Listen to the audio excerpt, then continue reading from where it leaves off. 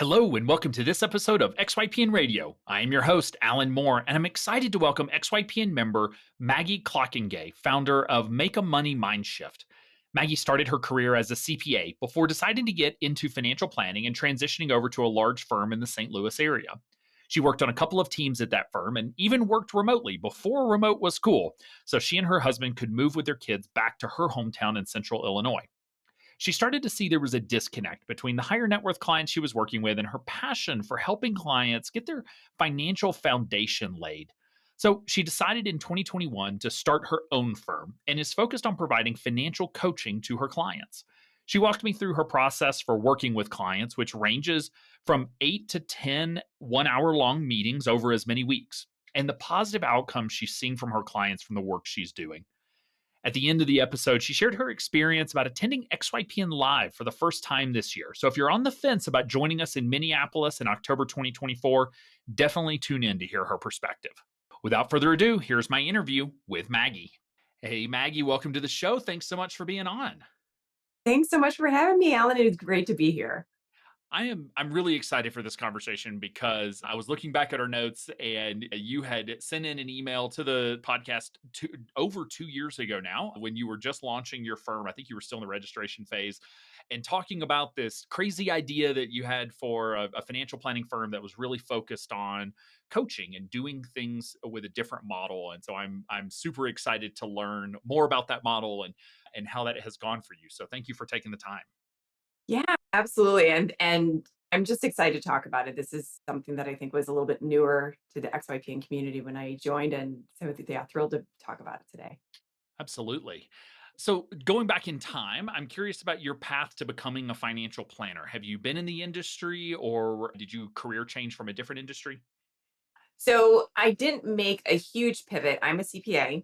So I was in public accounting for about 15 years and I was doing taxes for the most part with high net worth individuals. And I was like, this is okay. But it got really technical. And to me, it got a little boring just because, Mm, and I wanted to deal, with people more with their money, all just encompassing and not just taxes.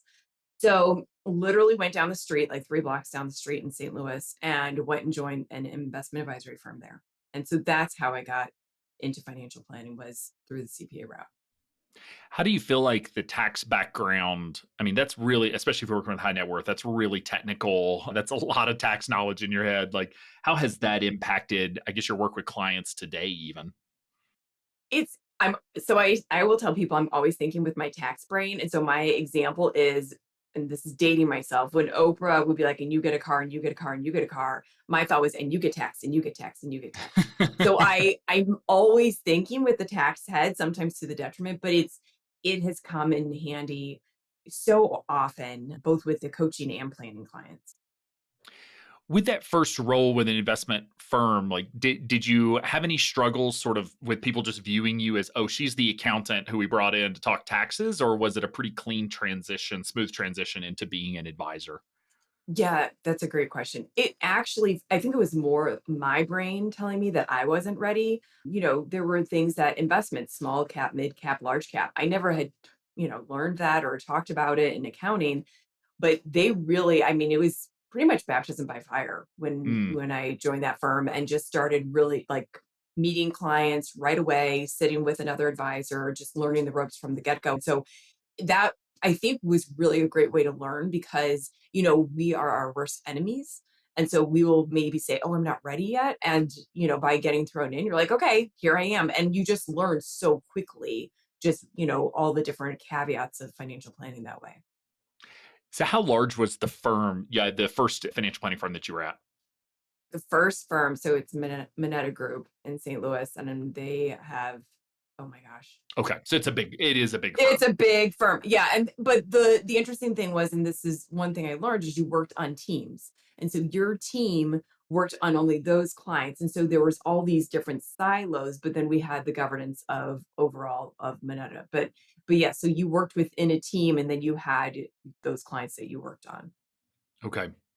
So yeah, so what was your first role there as an advisor, or did you grow into that? No, my first role was actually as an advisor. I had said to them, I'm fine with kind of learning the ropes and coming in as a client service associate. And they said, no, no, you were a manager at your firm. So at your accounting firm, you can just come in as an advisor and you already have the CPA chops, the tax chops. So just come right in. So it was really, when you look back and go like learning like paperwork and even some client service, with the behind the scenes on trading, none of that I had learned.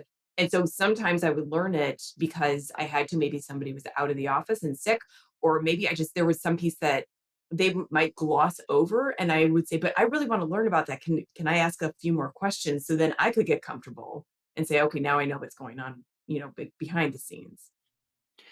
Yeah, the biggest firm I ever worked at before starting my own was there was only 5 of us or 6 of us. Huh. And yet I had never, before I started my own firm, I had never opened an account. I had never executed a trade because we always had someone who that was their job. And you don't touch that. Like that's not the Yeah. planner's job. And so even in small firms, you don't necessarily get that exposure until, just until it's necessary. And I just remember being terrified of like, how do you upload fee billing, spreadsheets? Like, what is Yeah. this thing? Yeah. You figure it out, but it's why I used a tamp because I was like, hands off. Like, I don't want to figure this out. Right. So, what was your sort of next career move then from that firm? So when I was at that firm, we actually decided, well, two things. One was my family expanded very rapidly. So I had gotten married in 2011 and left the accounting firm in 2012, joined the investment advisory firm in 2012, and then we adopted our oldest in 2013. 2 days notice, I think, to my director at the time at the investment advisory firm because we were chosen. Hmm. And 2 days before I found out, or 2 days before I went back to work from my leave, I found out I was pregnant. So then I had him 2 months early, 2 weeks after I took the CFP exam. Phew. Oh, And wow. then, and then just when we felt like we were coming up for air, we found out the birth parents were pregnant again. And so we adopted again. So I have 3 boys within 2 years and 5 days of age, no twins. Wow. Yeah. So that then meant that I was leaving that. I actually left that team at Minetta and joined a different team because they were okay with having a part-time person. Okay. And so I needed to do some part-time because obviously I had a lot of babies at home. And then that team ended up leaving that investment advisory firm and joining and forming a new investment advisory firm in St. Louis. And so I just went along with them. Went with the From team. Okay. there, yeah. And then from there, that's when I left them and then created Make a Money MindShift. Okay. I'm curious, like, were you part of the discussions around like the team leaving one firm and going to another firm? And I was not surprised for why they were doing it, and I agreed with the decisions, mm, and so I was completely on board, and I enjoyed the idea of, kind of something creating it, of our own. Like, we didn't have as many, bureaucracy to deal with, and that felt really neat. So, they definitely welcomed, as we were, starting up, like, what decisions could be made, and they welcome feedback. But as far as them making the decision, that was just, communicated to me, and I thought, okay, here we go, not a problem. yeah, I'm just curious what goes into that decision because, it's not like you're just moving over because it's 5% cheaper. Like it can't just be a cost thing. It's got to be culture related or you're just not able to grow the firm the way you want or something. Like there's got to be sort of a triggering event. And it's not always a bad thing that like, oh, the firm was evil. It's like, yeah, Yeah. there's just a misalignment in terms of what we were looking for. So are you aware of sort of like what those kind of key components were that helped them make this decision to transition? Yeah, one of the key components was a fee minimum that the old firm was implementing that the new firm just didn't want to implement. They just didn't Oh, want to that's have tough. any Yeah. kind of fee minimum. And that was a big thing, especially when, my director at the time, when she had said, when I've had a client, Maggie, for, a decade or 2 decades, and now I have to tell her she can no longer be a client. I can't, I can't do that. And I fully agreed with her and I fully supported her on that. So I was excited to to move along with them. Yeah, I mean, because when you say fee minimum sounds so nice, but I mean, really, we're telling that client like, "Hey, thanks for being with me for 10 years, but I'm sorry you're not rich enough to work with me Right. anymore. Yeah. We work with richer people." And I Yeah. know we would never literally say that, but I suspect Right. that's what the client hears is like, "Oh, well, thanks for tossing me out." And so Yeah. I cringe a little bit when I see advisors talk about sort of bragging about like graduating their clients, and I'm fine for folks to move up market. I am fine for you to help make that transition, but I think sometimes we forget the early days when we got that client, how we celebrated. We were so grateful for to have them, and then fast forward 5, 10 years, and we're like, nah. It's like maybe we could be a little more appreciative for some of these clients and the risk they took by coming Right. on board with us. Right. So you make the transition to this new firm. How long were you at that new practice? I was there for 6 years. Okay. So you had what, 10, 12 years of financial planning experience then before you ultimately decided to take the leap? Yeah, it was probably about 9, actually, thinking Okay. back. But yeah, it was, and interestingly enough, I was a remote worker before COVID came about. So, and I was the firm's first remote worker, and that was because going back to my very rapidly expanded family, we didn't have any family support in St. Louis. Hmm. And so having 3 boys, 2 years and under and going, "What are we gonna do?" So then we decided, "Okay, let's move closer to family," because at the end of the day, it's really about your family and your friends. And so we moved to Central Illinois, which is where I live now, and was a remote worker for my firm in St. Louis, and so would drive and would do Zoom meetings before anybody knew about Zoom, but would drive and then have client-facing meetings once a month in person for those, whatever meetings needed to be in person, and then would do Zoom the other meetings. That's awesome. Yeah, I have 3 kids myself, and, I joke that being in Montana, because 'cause I'm originally from the South, if you don't it does take a village to raise Yes. kids, and if you don't have a village, you have to pay for one, and you realize how expensive that village is. Like, you go to do a night away, and you're like, "Oh, well, I gotta pay the until bedtime and then extra $100," and you're like, "Oh, well, that was, like, $400 to get out of Right. here for the night." It really adds up, whereas grandma's Yeah. just at least we're fortunate in my case that, like, grandma's happy to just come over and hang with the kids, and so, I do think that it's something for advisors to be thinking about. We definitely have a lot of folks in the network who are having kids or making that decision now, as well as working with clients that are in that position of just like really understanding what it costs, because daycare costs have skyrocketed. It's really incredible to see. Yeah, absolutely. So you made the transition to working remotely. I mean, that what year would that have been? So that was 2016. Okay. Yeah, that was definitely at a time people were not working remotely. That was not okay. So how did that conversation go with your firm?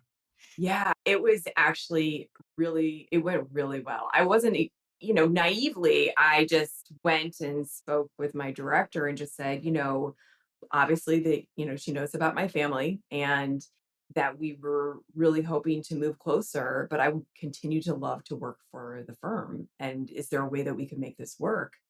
And she just said, yeah, let's, if you're open to working remotely, we can do that. And so for me, my husband decided to leave his job in St. Louis and then find another job in Central Illinois. But for me, it was really nice to have, first of all, the consistency of the income because that wasn't changing. And frankly, I could go back when I would go back in town, I got to see my fellow teammates and then also just check in with some friends at night. So that was a nice, side benefit. That's awesome. And St. Louis is a great city. I think it's an underrated city. People don't really think of it. But so ultimately, what sort of, I guess, pushed you over the proverbial edge when it comes to deciding to become an entrepreneur and starting your own RIA? Yeah.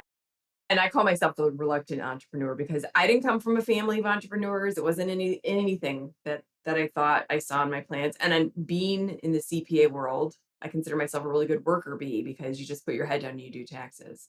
But what I was feeling like this tug where I we were seeing younger clients come in. So predominantly at the firm I was at, the second firm in St. Louis, we had clients who were closer to retirement or who were retired. And we were starting to see their adult children come in. And their adult children where I say, hey, just like you talked about, Al, we've got daycare, we've got credit card debt, we've got this, we've got that, we have life, and we need some help. And my firm would do financial plans for free. That was our marketing tool. And we didn't really need anything else. We did not market. Our referral, the pipeline was very robust. So we give this financial plan to this young couple and just, send them on their way. And I just thought, there's something more that we could do. We can help them. We can walk alongside them. And I wasn't exactly sure how it looked. So I talked with my director about it. She's like, well, is there something you can do in your area, like some kind of community outreach? So I ended up teaching Dave Ramsey Financial Peace University, which, his name can conjure up a bunch of emotions for people, good or bad. I had never taken the course. So I thought, well, let me at least teach it. And that's really where it solidified it, what needs to happen, because people came to the class, Alan, and they said, oh, Maggie, this is my second time coming, or this is my third time coming. And I thought, wow, thank you for sharing that. But then behind the scenes, I'm thinking, what didn't work? Yeah. What were we missing here? Right? Yeah. And so then I started diving more into like just reading up on financial psychology. And then I was like reading up on Dr. Brad Klontz and Rick Kaler, and thinking, oh, this is why. And then COVID happened. People are losing their jobs. And I thought, okay, maybe. So I started to do some pro bono coaching here around here just to see if it worked, you know, and coming up with, a template of a series of sessions and working with couples. And they were saying, Maggie, in the, 15 years we've been married, we've never been able to talk about money without getting into a fight. And I thought, okay, I've got something. So that's really where it comes, stemmed from. Yeah, and I mean, listeners know this at this point, but it's, financial planning, the CFP program was not built for those clients. I mean, debt is barely mentioned in the coursework at all, if at all. I'm not even sure that it was ever. Student loans were never mentioned. We never talked about the cost of daycare. We never talked about those decisions. We always talked about you max out your 401k and you get your umbrella insurance and you do all these things. And so it is a very different conversation. So I saw that you have the AFC, or accredited financial counselor designation. What I guess at what point in your journey did you pursue that designation? Funny story, and I've joked with the AFCPE about this because they give you 3 years to take the test, which I think is too long. Like, you can register. I literally just passed it, I think, in June of this year. So what had happened was it was a very interesting point of events where I had done I was doing some informational interviews with people from XY Planning Network, some other people who had launched their own firms, some who were financial coaches, like maybe one or two. And then I had been on Gene Chatsky's Her Money podcast a couple of years ago for taxes. It was just a lark that I was on it, but I'd stayed in touch with her. And on January 1st, 2021, she had launched a financial coaching program called Fix. And I thought, oh, and I reached out to her, said, and she's always talked about the AFC, the importance of the AFC and the AFCPE. And so I reached out to her and said, I would love to be a part of this. How I will become an AFC. And so I became a coach for Finance Fix. That's actually what had me leave my firm, because I'd already done some interviews, had already, talked to my husband, who was very supportive, thank goodness. And my firm had said, that's great that you could become a Finance Fix coach, but unfortunately, compliance has said that's a conflict of interest. Mm. And so you can't. And so I turned in my resignation. And then I joined XYPN, I think, the next day. So it was, for me, then, just knowing the AFC was there. I read the books, kind of challenged it, just like with CFP. I just read the books that I needed to read and just never took the test until June of this last year. And actually, it worked out really well because I reread the books, and it meant so much more to me because of the clients I've coached already. Yeah. Because now I could, put that into practice versus just, who I pro bono coached before. I'm like, now I have so many more richer experiences. But yeah, I joke that the AFCP, they give you too much time to take the test. 3 years is too long. Yeah, that's interesting feedback, because I always felt like with the CFP, real world experience was irrelevant or even hurt you when you went in to take the exam, because it's so like buttoned up by the book. There's no Yes. human element. But it sounds like I did the education for the AFC. It was included in my college program, but I never sat for the exam. So it sounds like the AFC, however, it's like real world experience gives you something that to fall back on and maybe Yeah. actually helps give context to it. So for listeners who are interested, AFCPE is the association that administers the accredited financial counselor designation, but it really is the CFP for the more typical American, if you will. And so the AFC actually covers, credit report and, the 5 areas that are in your credit report and Right. why that matters and, debt and cash flow and budgeting and really sort of those foundational components that help, ideally help clients grow into where they feel they need the CFP Right. education and what that provides. But the AFC lets you work with a much wider range of clients. So definitely check that out. We're huge supporters of the AFC for those who are interested in working with a different target market than maybe traditional firms have allowed. I also find it interesting that your last firm said that you working as a coach could be a conflict of interest because it wasn't like you were going to be working with clients that firm would like to work with. You're working with clients that firm there was no way, and so that's such an interesting thing of like and I'm sure we have listeners that are thinking like, yeah, would I let my advisor employee, do this? And it's like, if you don't provide that flexibility, you don't let people sort of scratch that mission itch, they're Right. going to leave and go do their Yeah. own thing because that's the only way that they're going to be able to do that. Right. Right. Yeah. And I think that they might have felt that if, I could just continue to do community outreach, which I absolutely could have, but I just thought, it was interesting when, I obviously known about XY Planning Network being in St. Louis. You all had come to St. Louis a couple of times. I did not attend a conference yet. We can talk about that, but it was, just really interesting to me as just far as what all I could do within what XYPN offers. And then the announcement came that TD was merging with Schwab. Well, at my firm, I had a couple of financial planning clients of my own, and they were on Schwab. And so I thought, okay, here we go. If those clients follow me, that gives me a small revenue stream that if I keep my expenses lean, I can still hopefully they'll pay for my expenses. And then anything I make above and beyond is, net is, pay to me. And so it was when that merger announcement came out, I thought, okay, that's going to make it really easy for me Mhm. to go off on my own if I want to. So talk to me about the conversation with your husband, that you were probably earning pretty good money as an Yes. advisor. And Yes. so, to go back to like, okay, well, I'm gonna start again from scratch and try to build this thing and honestly may never hit the income that you were at that last firm. Talk to me about that conversation, sort of getting on the same page, because that I know that's a challenge for a lot of advisors. Yeah, you know what? And thankfully it was not a huge challenge. I think I look back now and I realize how supportive he was. And he was probably also maybe a little naive too, because he just said, his thing was, you're a CPA, Maggie. You're still a CPA. Yes, you're a certified financial planner, but you're a CPA. If anything, you could always go and do taxes. Right. So he knew that I had backups. And so that made him feel, better about it. And not to mention, once I left my firm, joined Finance Fix as a coach for Gene Chansky's program, one of the CPA firms that I was working with at my old firm, like we would talk with them, I would review tax returns just because I would review all of our clients' tax returns. They asked me, "Hey, you just left. Do you want to come work for us and do some taxes?" Well, just like, Kisses talks about, you need some income streams or you need a runway or something. So I had some runway of going, okay, I can, work as a CPA, do the taxes that I want. I left January 2021. It's tax season.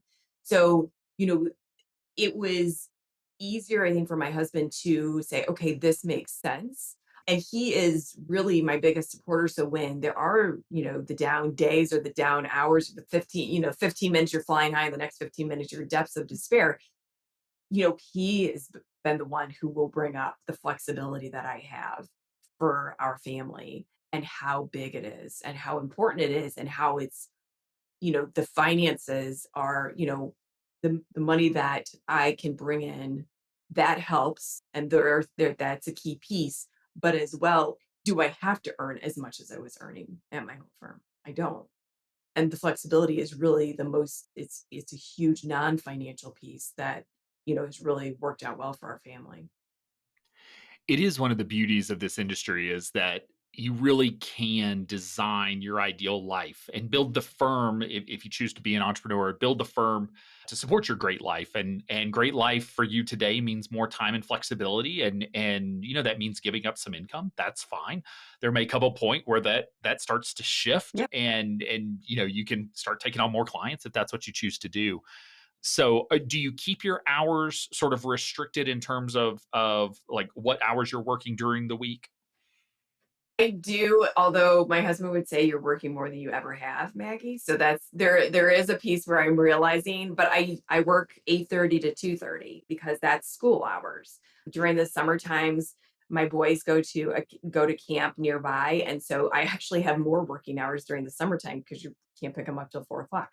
So that's really been typically when I work. I'm also an early bird, so I might find myself awake and just doing some work in the morning. Obviously, that's not a client facing meeting. And then I'll do some coaching at night, which that's starting. I might start to wind that down a little bit more as my boys are older. They're Mm, now 8, 9, and 10. It's getting to, okay, there's more activities at night and yeah. more chauffeuring and then just being present for them at their different activities. So, but yeah, for the most part, it's that 8:30 to 2:30 time frame. I've always felt like whoever designed the school schedule has never worked in corporate America because it's like, okay, like you pick up from kindergarten at 2:45. And it's like, what? Who can get off work at that time? No. Fortunately, after school programs and such. So, Yeah. okay, so you decide to start your own firm. You have this Mhm. passion to serve a client that has a different set of needs than traditional firms have historically served. Can you talk to me about sort of your ideal clients who you are sort of providing this financial coaching service to? Yes. So first of all, I'm wearing my shirt, my firm shirt that says, "Do you know where your money is going?" So lots of times, even, you don't know where your money is going. It's the clients to me who are open to learning why their money has gone the way it has gone in the past. I'm not a financial therapist. I always tell people that, and that I'm happy to refer out, but I do like to at least delve into the background a little bit to say, hey, this might be why your money has gone the way it has. It's bringing that awareness. And if the client is open to having that awareness and knowing the why, to me, that helps them change their behavior for their present and their future. Yeah, I mean, it's funny just even hearing you talk about like even the quote on your shirt would exclude like 99% of the clients at a traditional advisory firm with $1 million minimum. Like that's just, do you Exactly. know where your money's going? They do. They've already Yes. figured it out. Yeah. It's the clients who have not yet sort of developed those financial habits, developed that foundation for long-term financial success that need that. And so that in and of itself is excluding the market that you don't want to be serving and helping sort of Right. open the doors to those who do. So behavioral change is hard. And I Mm. know, really it's coming up on 10 years since we launched XYPN. And during that 10 years, pretty much every conference I go to, at least one advisor says, what do you do for these clients that don't have assets? And there's this perception that comprehensive financial planning or financial coaching for these less wealthy clients is somehow simpler. And that is not the case, at least from my experience. So, can you talk about just sort of your process for working with clients and how you help address behavioral change, which can take, quite a bit of time in order for those habits to set in? Yeah. So I work with my clients weekly. And the reason why I work with them weekly is because typically if they come to me and they say, Maggie, I have no idea where my money is going. Like this inflationary environment that we're in right now, the people they're coming and just, if you've thought maybe in the past, we're not living paycheck to paycheck. We're not quote those people, but we have savings maybe going to even to our 401k, but something might have happened where it's tripped in it. And it might have just been the inflation. They're going, I have no idea what are we doing wrong? what's going wrong? And they're blaming themselves. And so for me, it's really bringing awareness, like sharing things that I've learned with my clients to say, okay, you may not be aware of this. You may not be aware of this. So when I'm working with most of my clients, I have two different coaching packages, but most of my clients are just individuals and couples who are just looking to figure out, you know, where's my money going? Maybe I'm open to knowing why it's been going that way. And and so I always talk about emotions and money first. I didn't start off with doing that. And I had met with a few financial therapists and they had said, Maggie, emotions, money is emotional. It just is. And to not address it or at least share some ways to reduce those emotions. You know, these are just helpful tips for anybody. It doesn't have to, and I'll share that. Like it doesn't have to be about money. Like I'm sharing some ways to reduce emotions. You can use it for any emotional state that, anything that you're in, but it's it's talking about that. It's talking about our future selves, which is a very hard concept for us to think about because that's not how we were ingrained. We were ingrained to consume, like Brad Klontz will talk about, we were ingrained to consume and to share. And instead we're being taught keep it for ourselves and save it for our future.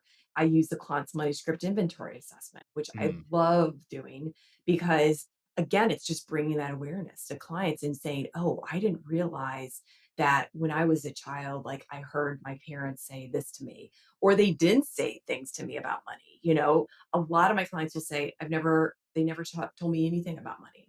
And so it's just really working with them and just sharing some pieces to the point where I was on my friend Colton Etherton's podcast, and he's like, you don't talk about numbers until like halfway through your sessions. And I hadn't realized it mm, and now I make a point of it when I'm talking to prospects to say, I can help you because when people say, well, I need help with a budget. I'll say, I can help you with a budget. But that's really putting a Band-Aid on the problem. It's why, what's going on with the money that you're spending? And then do you want to make changes to that money, to how you're spending it? And let's talk about how you can make those changes. So recently I had a client when they had met with me and I told him, I'm like, this is a great example. So he had said, we need a budget. And I said, that's great. I explained to him, I don't, we will work on a budget together, but that's not what I'm here for initially. And he said, oh, he's like, it's like you're a personal trainer, but instead of just giving us the plan to do the workout, you were telling us and explaining to us why we are doing the different exercises and how they are helping each of our muscles. And I said, that is a great analogy. Yes, that I is will keep great. using that. Thank you. Yeah. Yeah, I mean, again, behavioral change is tough, and I think it's Carl Richards that says, show me your bank statements and where your money's going, and I'll tell you what your values are. But I do think, so often clients just don't know where their money's going, and it's not necessarily aligned to their values. And I always found just exposing to a client where they are already spending their money without judgment, and it's not to say you Yes. should be spending less on restaurants or you should be spending more on this, whatever, just to say here's where it's going. There's always shock. There was just like always this Hmm. surprise. And then this like almost this immediate shift in spending when it was like, I don't want to be spending that much money on this thing. Yeah. That that doesn't align, which is just so cool to see that change. Yeah. Yeah. In fact, so when I do have them work on their numbers, I just have them fill out a spreadsheet, like an Excel spreadsheet, last 3 months of their spending. And then sometimes that doesn't always it, like it's data, right? Like you said, I don't have to say anything. If they ask, I might share my thoughts, but I don't have to say anything. They come up to their own decisions and conclusions. And then if depending on showing Alan right now, so, Hannah Moore has these budgeting blocks, and I've been a part of Hannah Moore's externship to talk about this because the budgeting blocks, it doesn't matter if you're a visual, auditory, kinesthetic learner. When you're seeing these blocks, like I had a client who realized that they're spending as much on takeout as their mortgage. And Mm, they're like, oh, and I didn't, and that's a choice. If they want to do that, that's absolutely fine. That is their choice. But if they came to me because they were struggling, they had thousands of dollars of debt. And so it just, for them to see those numbers and then to see those blocks and the pile of blocks and another pile of blocks and they're about the same amount. Exactly. They had the exact same decision, like we're making a change. We're making a change. So that's one of the ways of helping to instill that behavior change is to me to be meeting weekly keeps that money mindset top of mind. So they're thinking more about it and hopefully and thinking about it more in a positive way. And I encourage them, different ways to think about it in a more positive way. If they're working with a partner, how to be supportive of that partner. Because we all come to our relationships with our own thoughts and beliefs about money. And we all think that our partners most likely will have the same thoughts and feelings. And they don't. And that's when we get into trouble. So Yeah, and usually our thoughts and feelings on money aren't right or wrong, they just are, and they can be exactly. different, and neither one of Yep. them is right or wrong, and that can be it really does make for a challenge of, like, it takes a lot of communication skills and tools to be able, as a couple, to work through some of those priorities. I mean, it's hard enough to do it just yourself, and just to be able to Right. say, "This is my priority," to say, "Yes, I wanna leave my kids as much money as possible, and that's my mission," or it's like, I don't care about leaving my kids money. Like, there's no right answer there. That's Right. just, but if one wants to do it one way, one wants to do the other. I appreciate you bringing up the budgeting block. So if you Google budgeting blocks Hannah Moore, or you can go to amplifiedplanning.com, she sells these budgeting blocks. So for folks who couldn't see it, it's literally just plastic blocks, and there's They're math 300 of them. cubes. Yeah, they're Yeah, little math math cubes. So cubes. that yeah, from elementary school, I told Hannah that was brilliant. I'm like, yeah, way to use the elementary school math cubes. Mhm. That's awesome. Yeah, But yeah, there's 300 of them and little cards for different spending categories, and you can visually see where your money's going. We used to do this when I was in college. In our clinic. We would do this with just sort of monopoly money, and if you had a mhm, client and you said, like, okay, like, here's what you make in a month, allocate it to all your various categories, they would usually get it allocated, and they'd have like 30%, 40% left over, and you're like, oh, so you're saving that, and it's like, of course they're not saving that, it's going right. somewhere. And just helping to really uncover that's huge. I also want to give a shout out to the externship program, since you brought it up. That's something Hannah started during COVID in order to help folks just really get introduced to what is real financial planning. So it runs every summer. Be on the lookout for that, because that is, if you're new to the profession, you're a student, you're a career changer, or you're just looking to know, like, how are others doing financial planning. The externship is a wonderful program for that. That's one that XYPN sponsors and is really proud to be part of. So wrapping up the conversation just around your service model, you said you meet with clients weekly, and when I went to your website, you sort of has the two packages, and one is an 8 meeting process, and the other is a 10 meeting process. That Mhm. is way more time than most advisors spend with their clients. So, can you talk about how? You said that the first half you're not even talking about numbers, but I guess kind of how you came to that structure, and how you're finding that's working for you and your clients. Yeah, I wanted to meet with them weekly because m most often when people come to me, they've been avoiding the money, right? They've been avoiding it and they don't want to think about it. And it's caught up with them in one way or another. And by so it was that they're avoiding it. And also I, you know, might give homework. And I met Derek Lawson in person at the XYPN conference. And he's like, well, don't use the word homework because that is a negative connotation. So I'm trying really hard to say to-dos or tasks. But what I found is, just think about it. If there's something we don't want to do, you're not going to do it until the very end. So as I tell my prospects, I might as well meet with you weekly, because if you're not going to do it, at least we're in a shortened form, and you're thinking, I'm hoping that our meeting weekly, we're trying to create a new neural pathway so that you are thinking about money in a more positive light with less negative emotion. And because you're learning more about yourself, you're learning more about your spending. And now we're going to take steps to learn more about your actual numbers. So the that's why I wanted to meet weekly. And it was really through different visuals, different questions I wanted to ask. And like I said, I had not asked about emotions. I had talked, shared about emotions at the beginning. It used to be 6 sessions, and I added the sharing, ways to reduce our emotions and our future selves. I added those to the beginning because I just felt that it was again something where we don't give ourselves the time to reflect on a number of these non-financial aspects, but yet they impact our finances so much.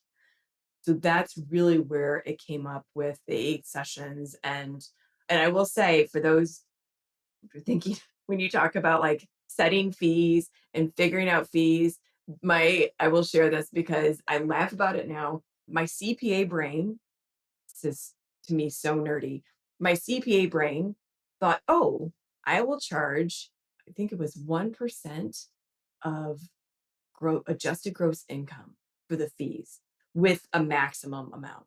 And and the reason I came up with that is because at the time that I launched, the child tax credit was like the refundable credit was coming out. And I thought, oh, everybody's going to know what their adjusted gross income is.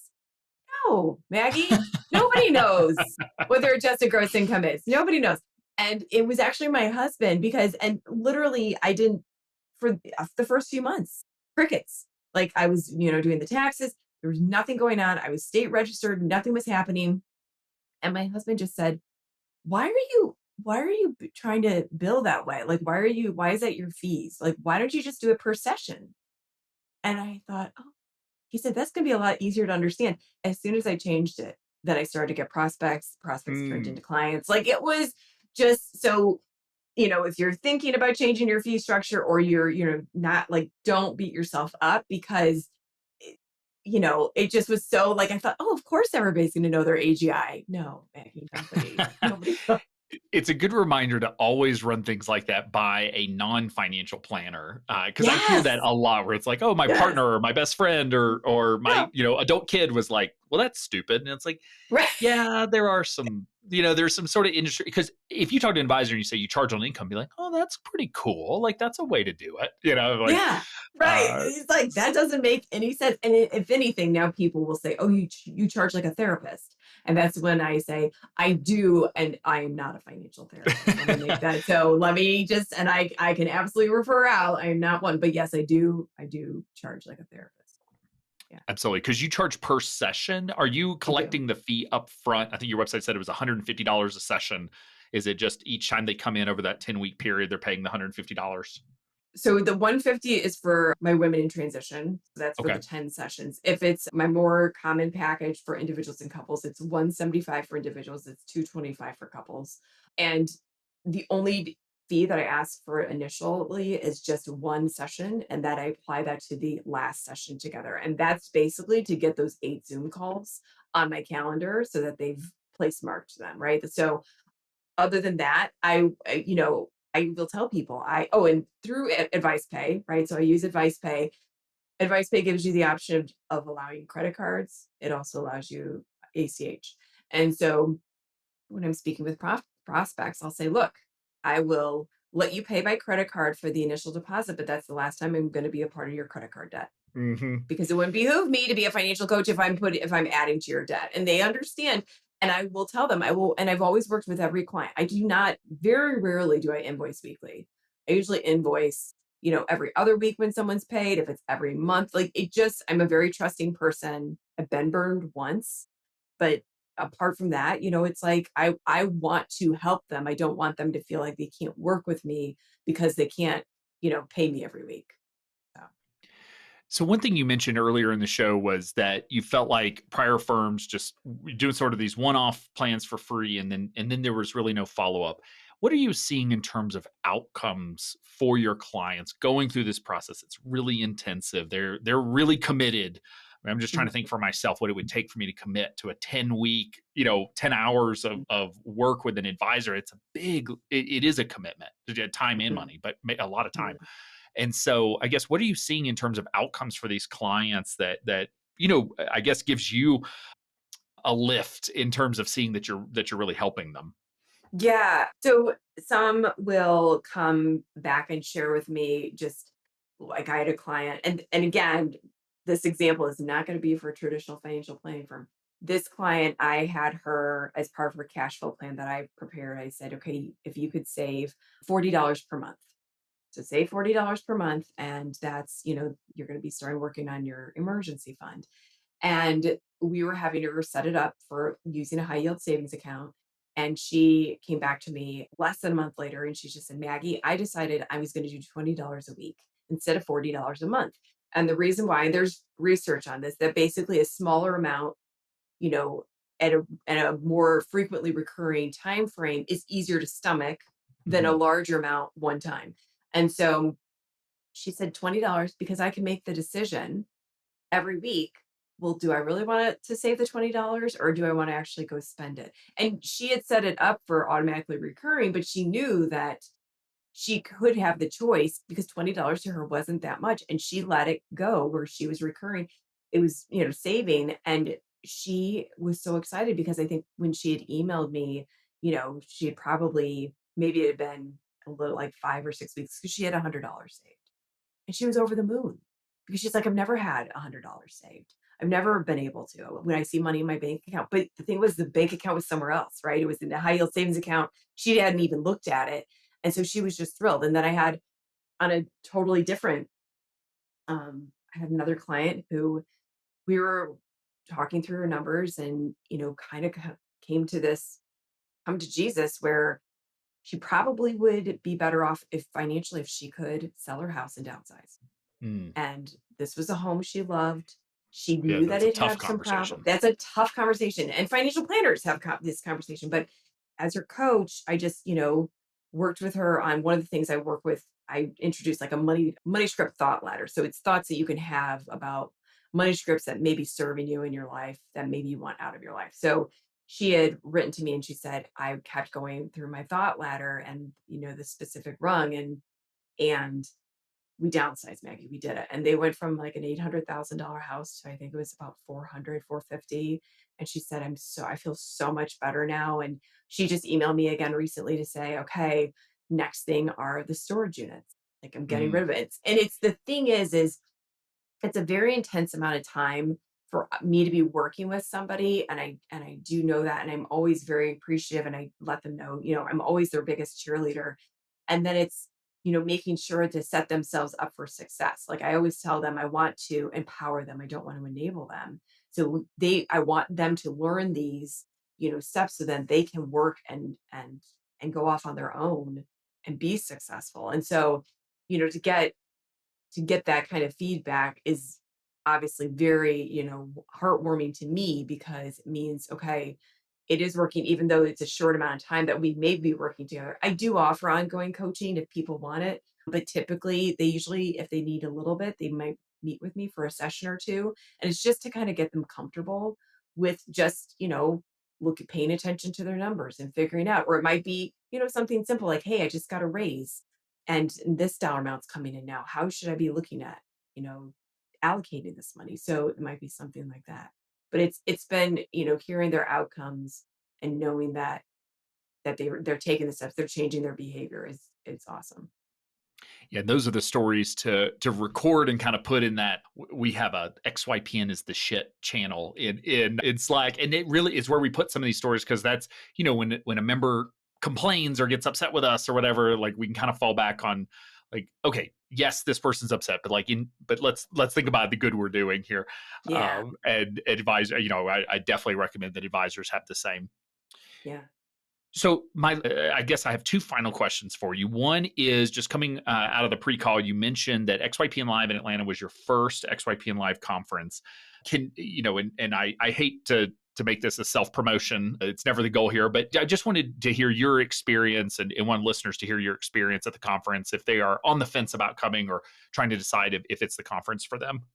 No, and I will caveat and say to everybody listening, I said to Alan, Please feel free to ask me about it because I've already had several people ask me about it."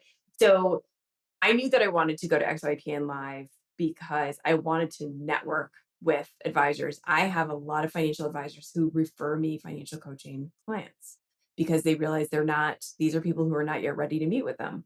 And I wanted to go to meet those people who've already referred to me and also just meet more financial advisors and also XYPN advisors because they understand, they understand because they're either about to launch their own firm or they've launched and they might have been around for a few years. So I am an extrovert. I told people I can talk to a wall and have a great conversation. And I literally was extroverted out by like the end of the second day at XYPN. It was so amazing with the number of people I was able to meet with and just share ideas and just connect with, in addition to the sessions. Like that was like the sessions were a bonus in my mind. It was really about just meeting up with all these fantastic advisors and having so many different ways of meeting up with them, like whether it was a breakfast and then, everybody was creating all these different groups. Like I went to an ice cream social. I mean, it was just so neat to connect with so many different people. I think I shared with you, Alan, that on LinkedIn, I wrote, I think, 5 posts, and I'd written down every single person that I had, met with, and I connected with them on LinkedIn afterwards. I think it was like 80 people. And there was probably, I think, 800 people who attended XYPN, like 623 advisors or something like that. And it was really great. I recommend it absolutely. So if you feel like you're on your own, you're on an island, you might even have your XYPN groups if you're a part of XYPN. And you might, I finally got to meet some of my people for the first time, like some of the different groups I was a part of for a launch group. And then, when I did the sales, coaching. So I would absolutely recommend it because you're with your people. That's plain as it is. You're with your people. Yeah, and we just went through an exercise. Thank you for sharing that, because Yeah. XYPN Live is my favorite conference for obvious reasons. I'm more than a little biased, but it really is because it's where like I get my tank filled in being able to Hmm. like see all these advisors who are doing such amazing work, and so many of us, couldn't or wouldn't have done the work that we're doing if there hadn't been, this group of people out there who didn't think we were crazy. And that's what I love about it. But say we did some work in the last couple of weeks to really define, what is the purpose of XYPN Live. Our 10th XYPN Live will be next year in Minneapolis, and really the goal, sort of the overarching goal, is to be the go-to conference for XYPN members. I know we're never going to get 100% of members there, but if members can only go to one conference, we want to be sure that it's the conference that it checks all the boxes in terms of content and community and networking and meeting with service providers and vendors that are going to help you run your business, and sort of all the things. So, Yeah. okay, with that, I can't believe that the hour has absolutely flown by. So I will jump to our final question.